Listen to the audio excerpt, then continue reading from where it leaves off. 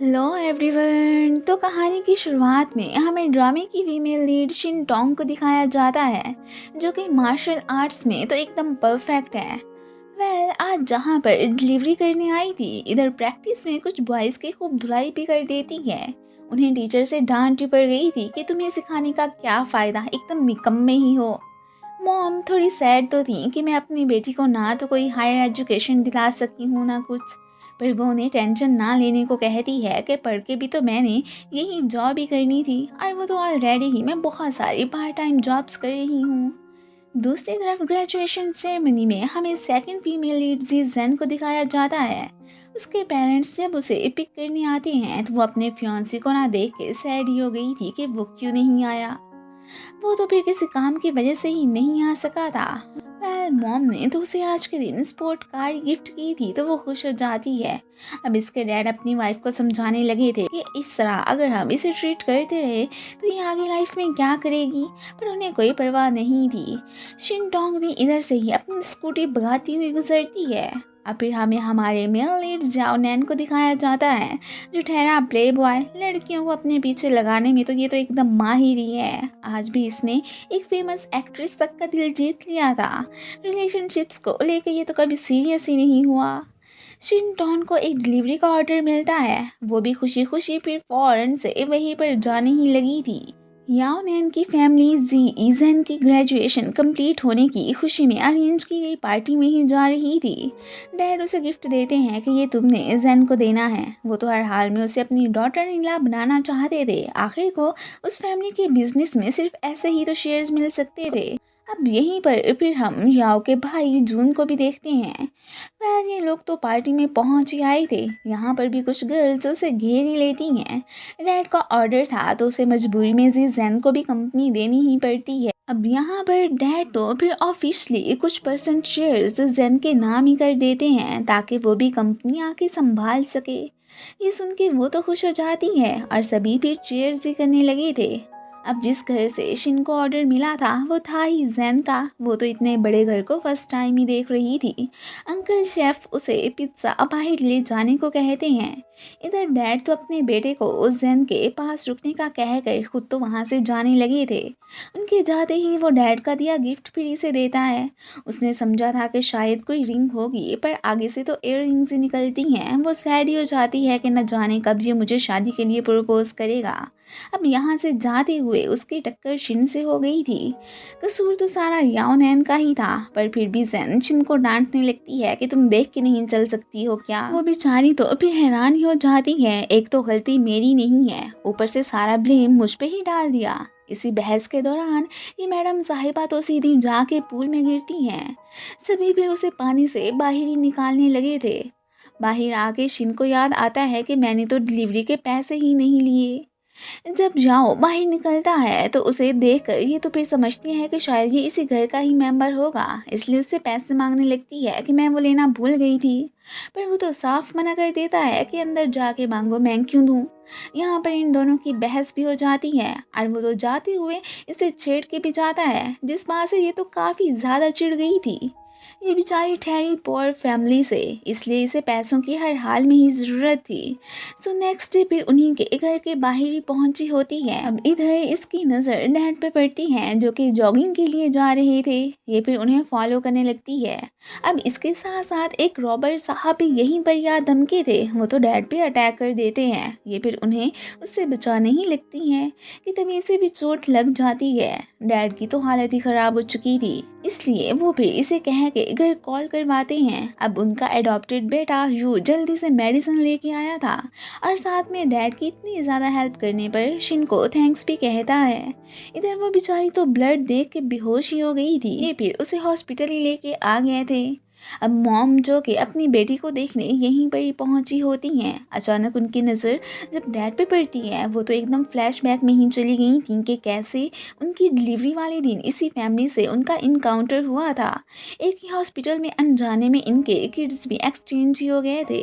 उन्हें तो अपनी बेटी की पहचान थी, पर हॉस्पिटल वालों की मिस्टेक पकड़ी ही नहीं गई। सो इन्होंने शिन को एक्सेप्ट कर लिया था, पर आज तक उन्हें अपनी बेटी से मिलने का जुनून था। इन्हें देख के वो बिना बिलीव कर ही लेती है कि मैं ज़रूर उससे मिल पाऊंगी। ये माँ बेटी भी हॉस्पिटल आ चुकी थी। डैड ने अपने साथ हुए इंसिडेंट का इन्हें बता दिया था। जैन को तो उल्टा शिन पे गुस्सा आने लगता है कि ये आखिर हमारे घर के बाहर क्या कर रही थी। ज़रूर इस काम से मनी बटोरने का ही एम होना है। इनकी तो फाइट ही हो जाती है।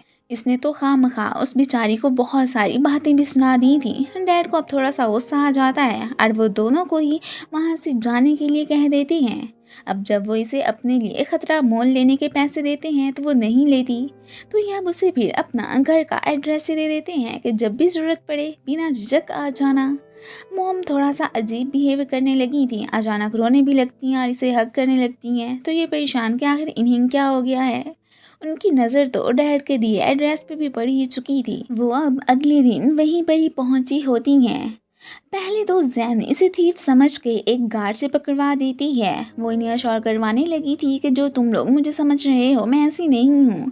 फिर डैड आके इसे पहचानते हैं। वो इनके लिए बाकायदा खाना भी लिए फिर रही थी कि आपने मेरी बेटी के बिल्स वगैरह जो पे किए थे। माँ बेटी तो बहुत ही ज़्यादा गुस्से में दिखाई दे रही होती हैं और साथ में इसे लुक डाउन करने भी लगी थी। डैड उन्हें वहाँ से भेज देते हैं। तुम लोगों को कोई अधिकार नहीं है इसे कुछ भी कहने का। शिन डिस्चार्ज होकर घर आ चुकी थी और यहाँ पर हमें उसकी कज़न को भी दिखाया जाता है। अब आगे से घर पर मॉम को ना देख के वो परेशान हो जाती है कि आखिर वो कहाँ चली गई। इधर मॉम को पता था कि इनकी फैमिली को मेड्स वगैरह की ज़रूरत है, तो वो डैड से यहाँ जॉब करने की बात करती हैं, तो वो भी मान ही गए थे।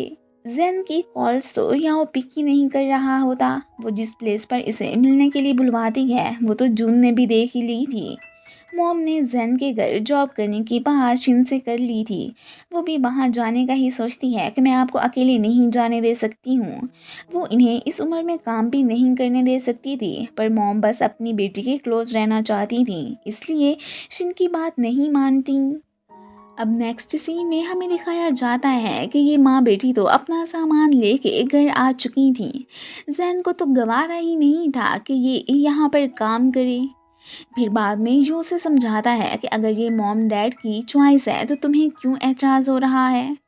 मॉम को भी इनका यहाँ आना बिल्कुल भी अच्छा नहीं लगा था, पर अपने पति की खातिर इन्हें बर्दाश्त करने को तैयार हो जाती हैं, वरना वो क्या सोचेंगे।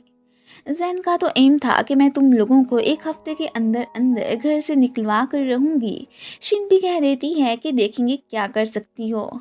मॉम यहाँ पर कोई भी प्रॉब्लम ना ही इसे क्रिएट करने को कहती हैं कि ये ना हो फिर हम घर से निकल जाएं। यू को पेंटिंग करने का बड़ा शौक था। वो जब शिन को बाहर बैठे देखता है तो बस उसे देखता ही रह जाता है। उसे सोते देख के वो तो बाकायदा उसके पास आके उसे अपना कोट भी ओढ़ाने ही लगा था। तभी अचानक उसकी आंख खुल जाती है और वो यहाँ पर सरप्राइज तो थी कि दोनों बहन भाइयों में कितना ज़्यादा डिफरेंस है। अब फिर उसे पता चलता है कि ये तो एक्चुअली में इस फैमिली का एडॉप्टेड सन ही है। इधर हमें फील होता है कि जैसे यू तो उसे लाइक ही करने लगा है। जेन बार में अपनी फ्रेंड के साथ ही आई बैठी थी।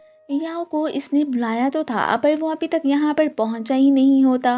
कुछ बॉयज इसे बुली करने लगते हैं और ऐसा वो तो याओ के भाई जो उनके कहने पर ही कर रहे थे। वो इसे अपना बनाना चाहता था पर वो तो आगे से याओ को लाइक करती थी, इसलिए आज तो उसने इस बेचारी की इज्जत ही खराब करके रख दी थी। ये वीडियो मैं अब याओ को दिखाऊंगा, देखते हैं वो क्या रिएक्शन देता है।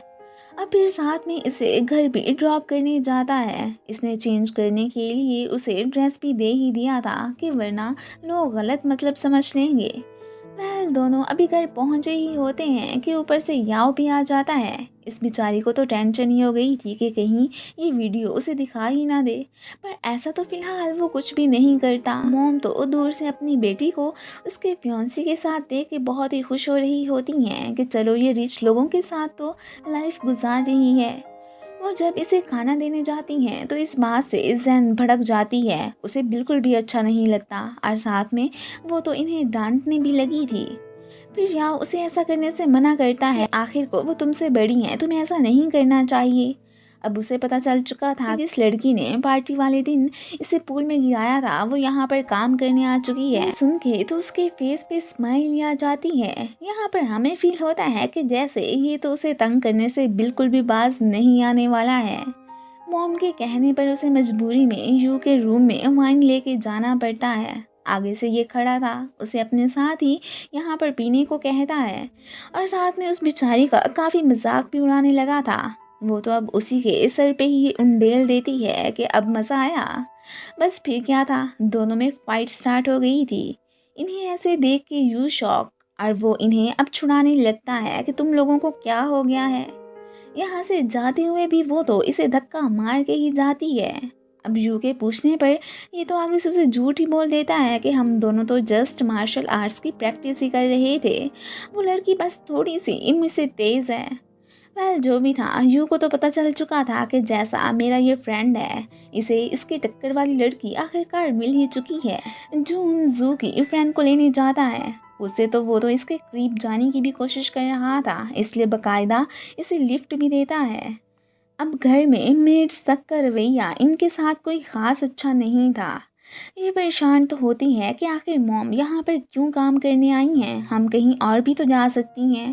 पर मॉम तो आगे से उसकी कोई भी बात सुनने को तैयार नहीं थी, उन्हें तो हर हाल में इसी घर में ही रहना था। इसकी कज़न जुई इनसे मिलने घर आ चुकी थी। वो तो यू को ही लाइक करने लगी थी। अभी तो मैडम इसे देख के गुस्सा ही करने लगती हैं कि मैंने यहाँ पर ये तो अलाउ नहीं किया था कि कोई भी आकर तुम लोगों से मिलता रहे। अगर नेक्स्ट टाइम ऐसा हुआ ना तो फिर मुझसे बुरा कोई नहीं होगा। और इसी के साथ ही ये पार्ट ख़त्म हो जाता है। Thanks for watching.